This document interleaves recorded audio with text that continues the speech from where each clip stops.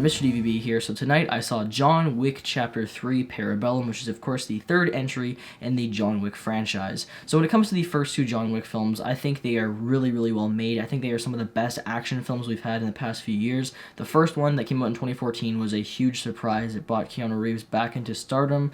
He's just a badass in these movies. It was just a really well choreographed film. The second film, I think, improved on all of the action aspects over the first one. I think the story was a little bit weaker in the sequel, but these movies you're not really seeing them from the story. You're seeing them for the awesome action. And like I said, the second film improved on that aspect, and I can happily say that the third one once again improves over the previous movie. This is just a great action film from start to finish. I think this has some of the best choreographed hand-to-hand combat scenes I've seen in a movie in general. This movie is just filled with super epic fight sequences. You have like this scene where John Wick's using a book to take down a guy in a library. You have a horse chase where John Wick's riding a horse while guys on motorcycles are going after him. Like, there's just tons of really amazing action sequences in this movie. It definitely does not slow down at all. I thought the second film kind of slowed down sometimes. Didn't necessarily got boring, but it did have slower moments. And this film didn't really have that for me. This film was pretty much keeping a constant pace. There was just action scene after action sequence after action sequence.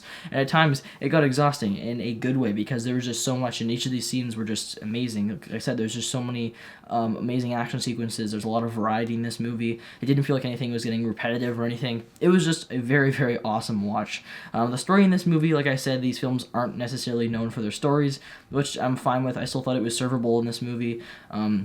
Basically, after the events of the second John Wick film, he is now excommunicado, so he has a $14 million bounty on his head, and these assassins from all over the world are going after him, which obviously leads to all these epic action sequences.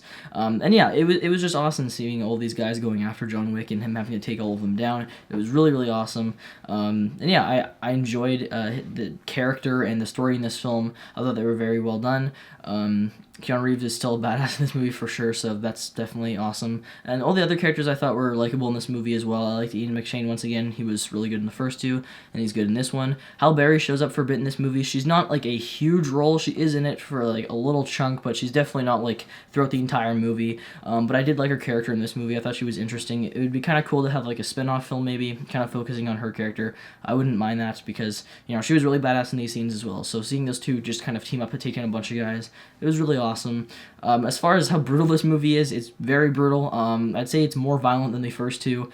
Obviously, you have that amazing pencil kill in the second one, but this one, it has some pretty good stuff in there as well. Not going to say like anything specific, but there was one kill that like kind of near the beginning of the movie that was just really, really like gross, but it was awesome at the same time.